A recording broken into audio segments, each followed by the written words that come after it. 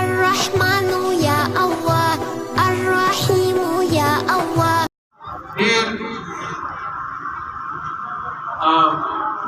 د لوی شان علماء کرام دلته موجود دي. زه د ابو مخکې وطالبې دي یو خدا دویمه دا خبره ده چې هغه علمي نکاتو باندې هغه علمي خبرو باندې که پوهېږي نو دغه علماء کرام پوهېږي او هغو زما د دې علمي بحث محتاجه نه دي. هغو محتاجه نه دي.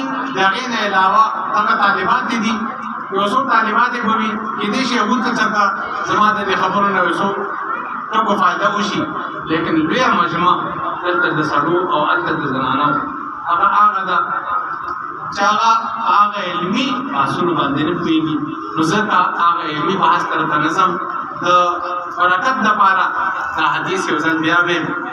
او په دې حدیث کې رسول الله صلی الله علیه وسلم دا فرمایي چې دو کلمې دي او هغه دو کلمې الله تبارک وتعالی ته ډېرې زیاتې محبوبې دي او هغه کلمې په ژبه باندې ادا کولو کې ډېر زیات آسانې کلمې خو د قیامت په ورځ